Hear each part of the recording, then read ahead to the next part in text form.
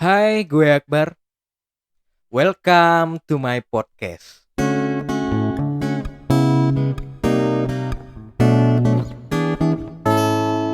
Pernah nggak kalian kepikiran bahwa hidup ini penuh dengan kelucuan-kelucuan sebetulnya? Jadi, kalau kita realize ya, banyak banget sih hal-hal yang lucu-lucu ya dalam hidup. Misalnya, ketika kita ingin misalnya potong kuku ya, kita ngotot ya nyari si potong kuku ini, tapi kita nggak kunjung menemukan.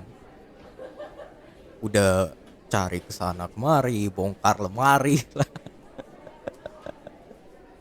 bongkar tumpukan-tumpukan baju lah, apa segala macem gitu ya. Ngotot nyari, wah di mana,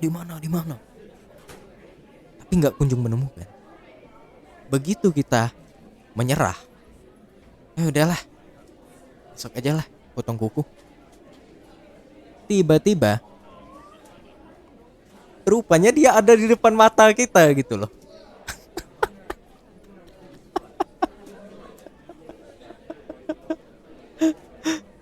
Terus ini ya, begitu kita eh, katakanlah mengejar seseorang atau sesuatu lah ya, kita kejar mati-matian tuh ya. Wah, pokoknya gue harus dapet ini apa segala macem.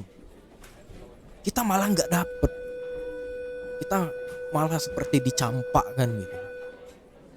Dan begitu kita menyerah, udahlah, kayaknya dia bukan untuk gue lah.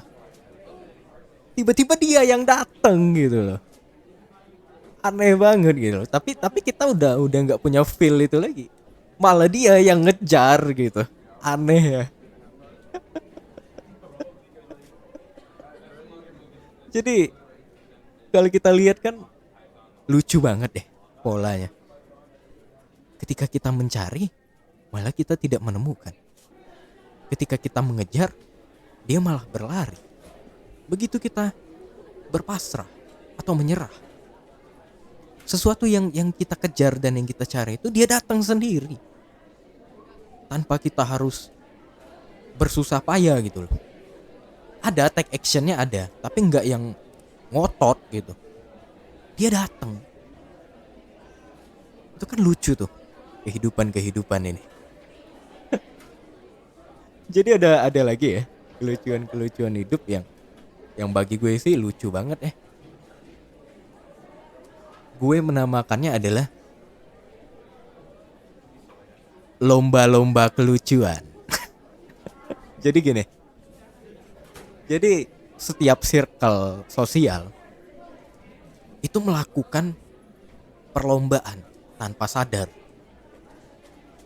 Jadi kalau yang circle-nya adalah circle para jagoan gitu ya.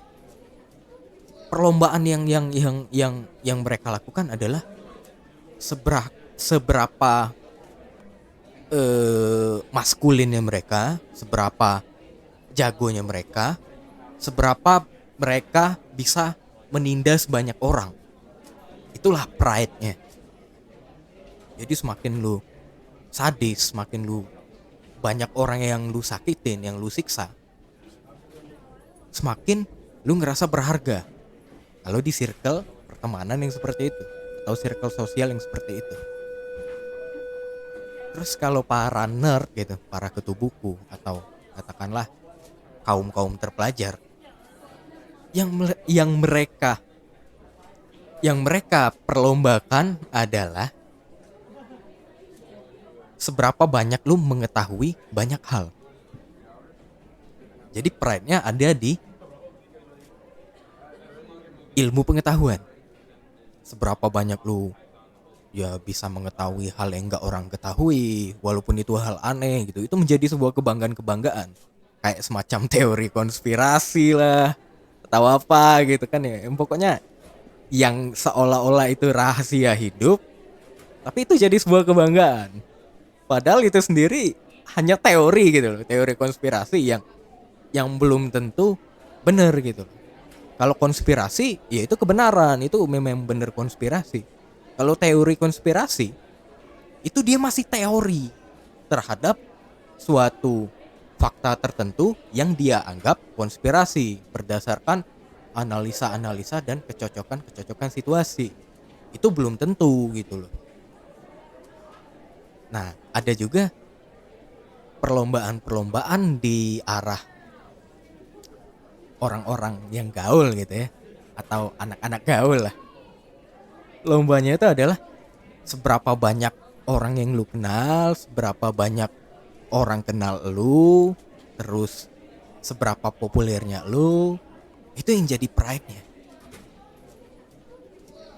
Terus ada lagi, ya biasanya nih emak-emak nih yang kayak gini. Lomba berlomba-lomba dalam menawar. Jadi pride-nya adalah seberapa murah lu dapat sebuah barang. Dan kebalikannya, di circle yang katakanlah high society ya, itu perlombaannya adalah seberapa mahalnya lu beli barang. Kebalikan dari yang menawar itu tadi. Jadi wah, lucu kan, berlomba-lomba dalam terus ada juga berlomba-lomba menampilkan seberapa baiknya diri lu. Tapi bukan purenya lu ya. Jadi kayak kita berlomba-lomba dalam penilaian orang lain, seberapa banyak orang menilai kita itu baik. Padahal kita sendiri kadang-kadang kita munafik gitu loh. Kita memaksakan sebuah kebaikan hanya demi pengakuan-pengakuan orang. Ada juga kebalikannya. Seberapa bejatnya lu, seberapa berandalnya lu gitu ya. Lu diceritain dengan bangganya gitulah. Dengan menceritakan kisah-kisah ini dia, kelam dia. Wah, bahwa gue itu dulu mabuk-mabukan. Wah, gue tuh minum alkohol sampai 2 kerat loh. Dua apa? Apa tuh dua kerat? Dua kardus gitu loh. Dan gue kuat. Nah, jadi paradoks banget kan perlombaan-perlombaannya. Sangat-sangat kontradiktif.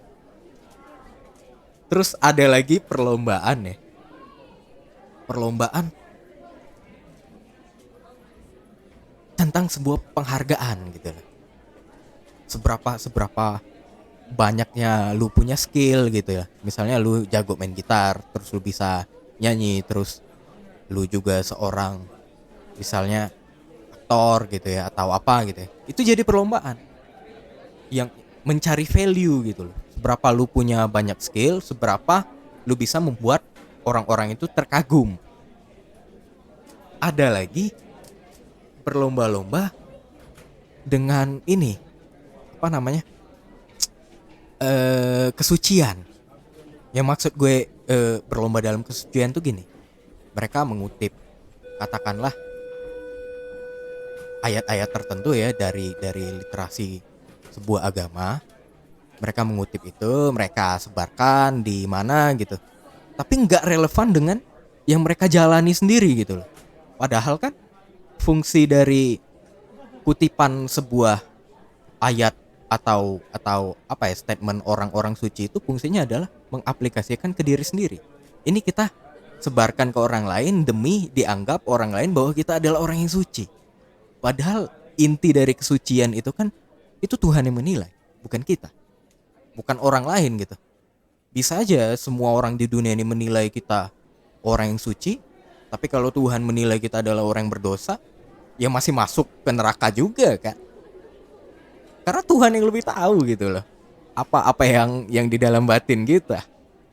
Jadi berlomba-lomba mencitrakan dirinya. Jadi yang gue lihat ya, inti dari semua keinginan untuk berlomba-lomba itu adalah ego. Ego yang ingin merasa lebih hebat dari orang lain. Apapun itu konteksnya gitu ya. Tapi intinya itu. Kita tuh lebih ingin menonjolkan, wah gua tuh lebih hebat dari lu tuh lebih rendah gitu. Dengan segala macam konteksnya. Bahkan agama pun dibuat sedemikian rupa. Wah, bagi gue sih aneh banget ya orang-orang yang seperti itu.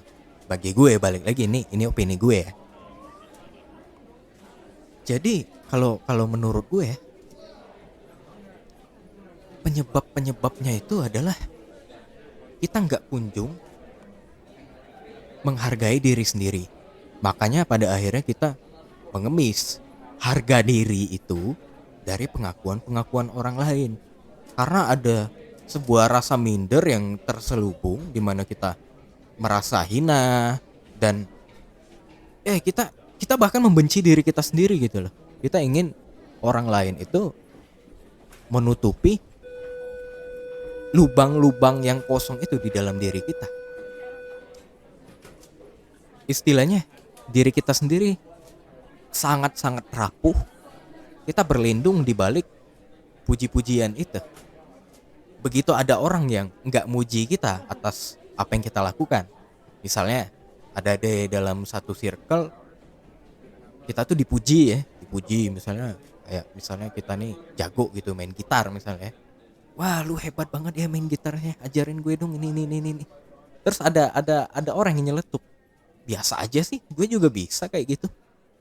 Tiba-tiba ada sebuah lonjakan emosi di dalam batin kita yang ngerasa kita direndahkan, terus efeknya bisa kita marah-marah, entah secara terselubung atau secara langsung, dan ada semacam efek lainnya di mana kita ngerasa kayak ya, waktu kita kecil gitu ya, kita ngerasa sendirian, nangis-nangis gitu sambil merangkul kaki gitu kan di sudut ruangan gitu ya. Jadi kita benar-benar rapuh gitu loh. Kalau ada orang yang tidak memberikan apa yang kita inginkan. Terlepas apapun itu konteksnya. Jadi lucu-lucu banget sih kalau kita lihat perlombaan-perlombaan yang bagi gue sih aneh gitu ya. Kita berlomba terhadap suatu hal, tapi nggak dapat benefit apa-apa dari itu. Hanya sekedar buayan-buayan, pujian-pujian yang hanya bertahan beberapa menit,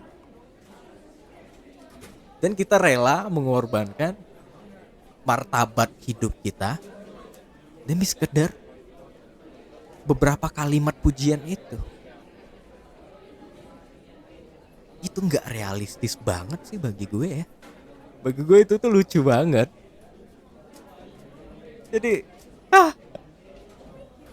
karena gue juga juga kan pernah ya berada di situasi itu. Kalau gue dulu tuh ya banyak lah, karena gue sendiri kan kebetulan punya banyak circle gitu ya, kayak circle yang anak terpelajar gue di sana, circle anak berandal, di circle yang orang tua-tua banget, yang circle seumuran gue, terus circle anak-anak yang di bawah gue bergaul sama semuanya. Makanya dari itu gue ngelihat rupanya kecenderungannya sama gitu.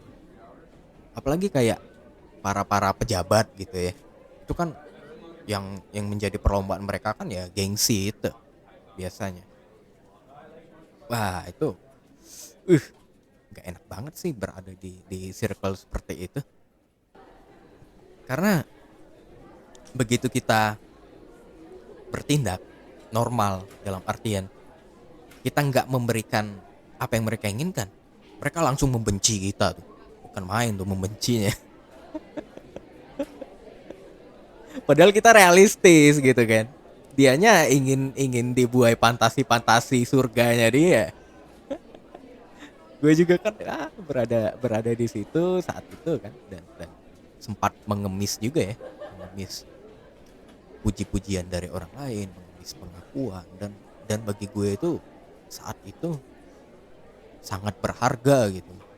Karena kalau ada satu orang di dalam hidup gue yang ngejatuhin gue langsung menderitanya bukan main, bahkan sampai kepikiran buat wah udah nggak mau lagi bergaul sama orang, sampai seperti itu gitu, frustasi dan depresi yang luar biasa.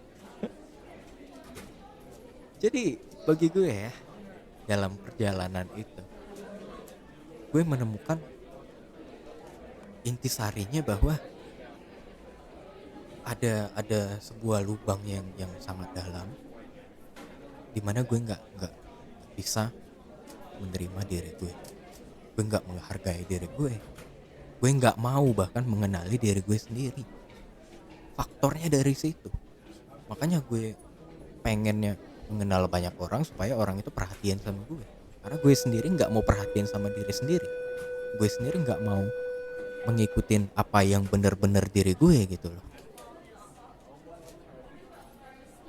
Gue inginnya jadi orang lain supaya orang lain itu memberikan apa yang kosong di dalam diri gue, yaitu cinta, perhatian, rasa berharga, dan segala macem lah, segala macam puji-pujian itu yang seharusnya gue tempatkan di dalam diri gue sendiri supaya karakter gue utuh dan gak lagi bisa dipengaruhi dengan mudahnya oleh omongan orang yang hanya sekedar basa-basi bullshit doang.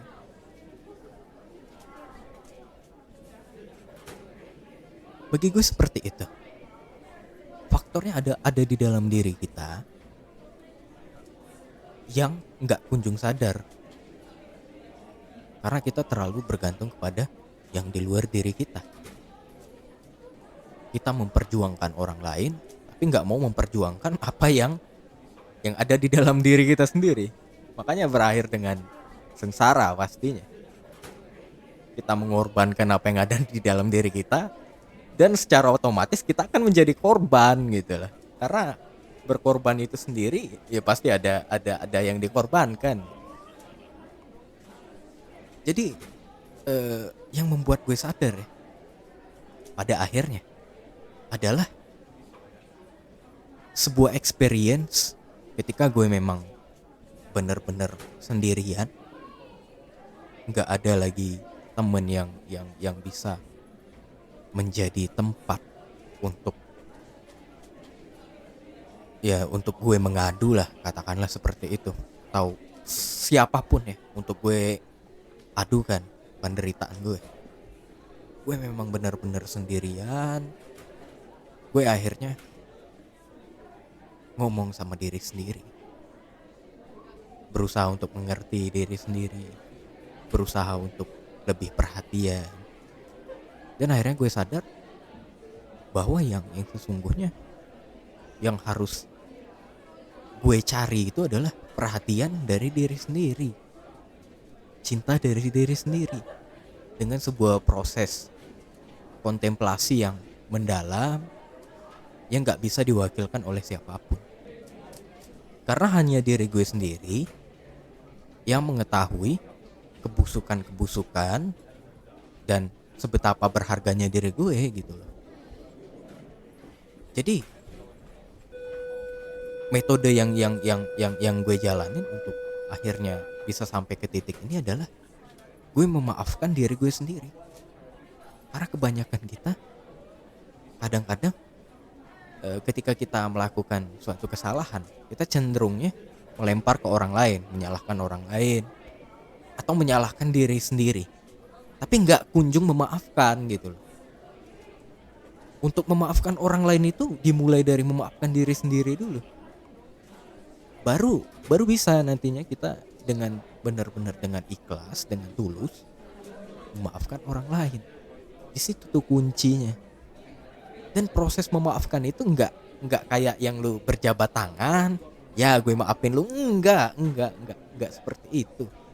Ada sebuah proses penerimaan sengsara yang diperbuat oleh orang lain terhadap diri kita, atau terhadap diri kita sendiri yang kita perbuat gitu. Kita menerima itu bahwa itu sendiri sudah terjadi di masa lalu, kita terima, kita maafkan, dan sekarang saatnya untuk memperbaiki diri kita sendiri dan memperbaiki hubungan ke orang lain gitu. Dan kalau kita udah bisa pure ke diri kita sendiri, kita akan pure ke orang lain. Kita memuji pun karena memang kita benar-benar antusias, bukan karena kita ngejilat dia supaya dia suka sama kita, enggak. Jadi semuanya itu dimulai dari diri sendiri. Apapun itu, balik lagi, ini opini gue yang benar-benar gue jalanin dan yang benar-benar gue pahamin.